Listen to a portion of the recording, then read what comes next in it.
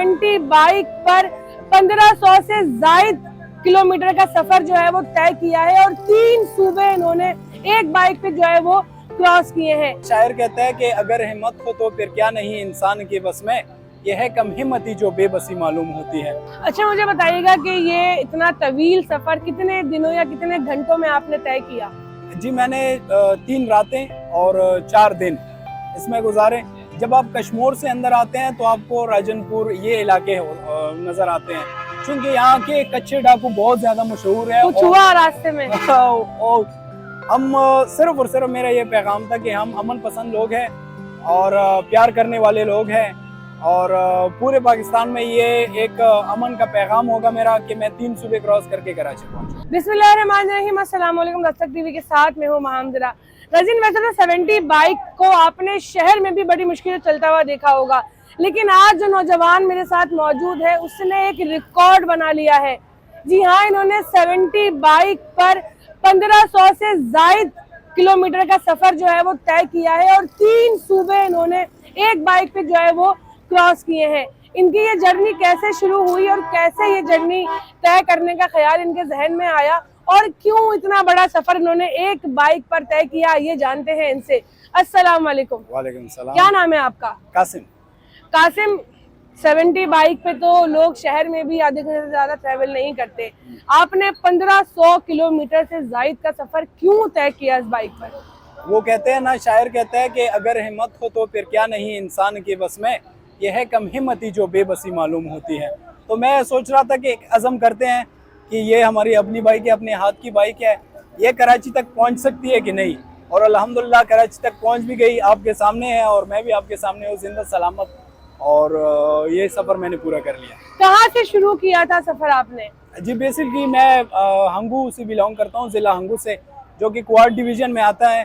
कोहाट से लेके पाड़ा चिनार तक जितने भी इलाके हैं, कोहाट, हंगू, औरकजई, कराको और पाड़ा चिनार, ये हमारे अपने इलाके हैं, यहाँ के लोग हमारे अपने लोग हैं।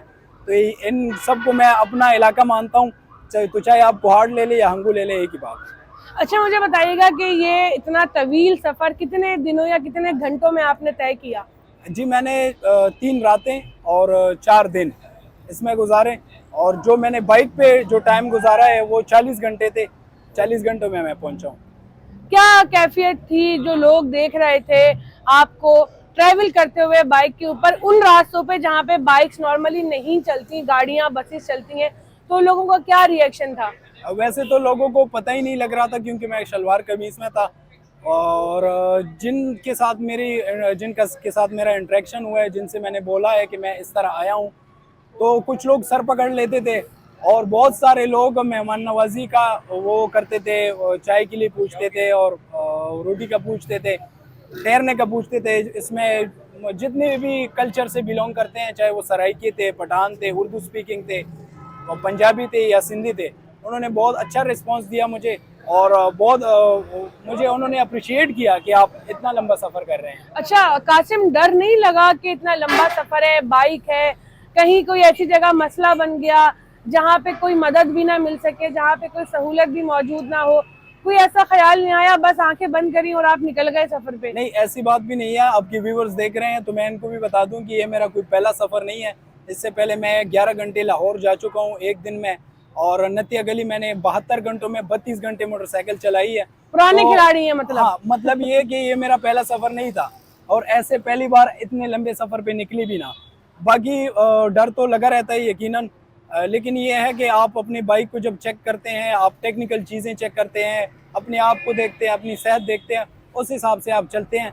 तो अल्हम्दुलिल्लाह मैं आहिस्ता आहिस्ता करके आया हूँ और पहुँच गया हूँ। सबसे ज्यादा दुश्वारी कौन सी सड़क पे या कौन से रास्ते पे आपको देखने को मिली? जब आप कश्मीर से अंदर आते हैं तो आपको राजनपुर ये इलाके नज़र आते हैं, क्योंकि यहाँ के कच्चे डाकू बहुत ज़्यादा मशहूर है। कुछ हुआ रास्ते में? और कुछ हुआ तो नहीं था, लेकिन ये है कि हमारे जो है ना वो दिल हमारे घुटनों तक गए थे, मेरा दिल घुटनों तक पहुंचा था, और फिर उसके बाद अल्हम्दुलिल्लाह अपनी जगह पे पहुंच गया। क्या हुआ था, मतलब कोई सीन क्रिएट हुआ था या फिर? पुलिस वालों के साथ मेरी बात हुई तो उन्होंने मुझसे पूछा कि आप कहाँ से आए हैं। जब मैंने उनको बताया तो उन्होंने कहा कि आपको यहाँ से शाम से पहले आपने निकलना है, वरना शाम के बाद यहाँ के हालात इंतहाई ख़राब हो जाते हैं। हालात तो मैंने अपनी नज़रों से नहीं देखे कि ख़राब थे या नहीं, लेकिन मैंने पुलिस वालों की जो बात है वो उसको सीरियस लिया और मैं जल्दी से शिकारपुर पहुंच गया। तो ये एक बड़ा मसला होता है। दूसरा सबसे जो बड़ा मसला होता है जो राइडर्स को पेश आता है वो ये है कि जब आप बड़े रोड पे, बड़े शाहराह पे आप सफ़र करते हैं तो सबसे जो बड़ा मसला होता है वो ट्रक और बसों का होता है। जब आप उनके साथ आप या ओवरटेक करते हैं या वो आपके साथ गुजरते हैं तो वो एक ख़तरनाक चीज़ होती है जो कि एक्सीडेंट का बायस बनती है। तो वहाँ पे मैं भी बहुत ज़्यादा एहतियात से आया हूँ और जो भी व्यूअर्स देख रहे हैं इनको भी चाहिए कि बहुत एहतियात से जाएं। अच्छा, मुझे बताइएगा कि टोटल जो है वो सफर जो था, कितना पेट्रोल बाइक में जो है वो आपकी अंदाजन लग गया होगा? जो मैं हंगू से निकला हूँ और एंड पे ये जब मैं कराची पहुंचा हूँ तो एंड पे मैंने पेट्रोल डाला है, वो तकरीबन तकरीबन तकरीबन कुछ 7,000 का पेट्रोल लगा है। अच्छा, जी जी, टोटल 7,000 का, 1500 किलोमीटर अराउंड थे, 7,000 का पेट्रोल। ऐसे कभी हुआ कि किसी रास्ते में किसी जगह पर बाइक ने साथ छोड़ दिया हो? जी, पहले दिन हुआ था और ये बहुत मुश्किल घड़ी थी मेरे लिए क्योंकि एक ऐसी जगह पे मेरा टायर पंचर हो गया था जहाँ से कोई 2 किलोमीटर मुझे पैदल जाना पड़ा और गर्मी भी थी, 3 साढ़े 3 बजे का टाइम था।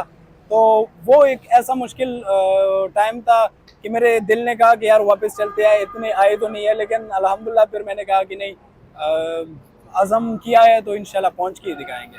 अच्छा, फैमिली ने नहीं रोका? फैमिली ने नहीं कहा कि तुम क्यों जो है वो इतना खतरनाक एक एडवेंचर करने जा रहे हो, इसमें बड़ा रिस्क है, हर तरह का रिस्क है, डाकुओं का रिस्क है, ट्रैवलिंग का रिस्क है, बाइक का कोई भी इशू बन सकता है, कोई हादसा पेश आ सकता है?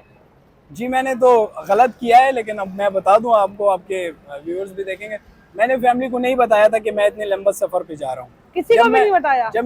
मैंने सिर्फ अपनी बेगम को बताया था और उनको भी ये ताकीद की थी आपने किसी को भी नहीं बताना।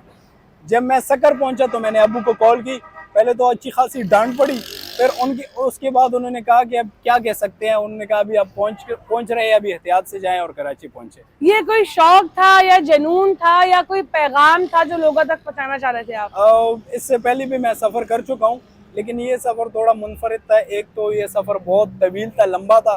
दूसरी बात ये कि इस सफ़र के ज़रिए मैं पूरे पाकिस्तान को या मतलब पूरी दुनिया को मैं इंटरनेशनल ये पैगाम देना चाहता हूँ कि जहाँ से हम बिलोंग करते हैं वो एक पुरअमन इलाका है। कुछ चीज़ें ऐसी है जो मीडिया ने उसको पॉलिश किया है, चीज़ों को उठाया है। कुछ थोड़े बहुत मसले हैं, तो मसले दुनिया के हर कोने में होते हैं। अगर एक गिलास है और वो आधा भरा हुआ है और आधा खाली है, अगर हम उस गिलास को आधा खाली कहते हैं वो भी ठीक है, या आधा भरा हुआ कहते हैं वो भी ठीक है। तो मतलब ये है कि हर चीज़ नज़रिए पे डिपेंड करती है। हम सिर्फ और सिर्फ मेरा ये पैगाम था कि हम अमन पसंद लोग हैं और प्यार करने वाले लोग हैं और पूरे पाकिस्तान में ये एक अमन का पैगाम होगा मेरा कि मैं 3 सूबे क्रॉस करके कराची पहुंचूं। नेक्स्ट ट्रिप कहाँ का प्लान किया हुआ है? क्या वापसी भी, रवानगी भी इसी तरह से होगी आपकी? यहाँ से मैं जाऊँगा बलूचिस्तान का विज़िट करूँगा और फ्यूचर में मेरा इंटरनेशनली एक ख्वाब है। मुझे लगता है हर नौजवान का, हर राइडर का ख्वाब होगा कि वो बाइक पे सऊदीया जाए और उम्रा करे। 70 बाइक का इंतखाब क्यों किया? कोई बेहतर व्हीकल की तरफ क्यों नहीं गया? क्योंकि 80% से ज़्यादा जो जवान है, जो मर्द हजरात हैं, उनके पास 70 है। तो मैं उनको भी इंस्पायर करना चाहता हूँ कि अगर आप सेफ्टी का ख्याल रखें और तरीके से आएँ, आपके साथ डॉक्यूमेंट कंप्लीट हो, तो आप छोटी सी गाड़ी पे भी कहीं भी जा सकते हैं, लेकिन आपके अंदर अज़म होना चाहिए। भाई, अज़म होना चाहिए, हिम्मत होनी चाहिए और हर किसी के अंदर इतनी बर्दाश्त होनी चाहिए जितनी कासिम भाई में थी, क्योंकि बाइक पर ट्रैवल करना वो भी इतना लंबा बड़ा मुश्किल है। तो भाई कासिम भाई को सपोर्ट करें। आपका चैनल भी है जिसपे ये सारी चीजें आप दिखाते हैं। कासिम जान के नाम से फेसबुक भी है जी। भाई कासिम जान के नाम से इसका यूट्यूब और फेसबुक भी है। आप अगर चाहते हैं इस तरह के एडवेंचरस जो है ना चीज़ों को एक्सपीरियंस करना, तो जाएं, भाई को सपोर्ट करें और वीडियो को ज़्यादा से ज़्यादा शेयर करें ताकि हमारे मुल्क का एक लड़का जो इतनी मेहनत कर रहा है उसका नाम रोशन हो सके।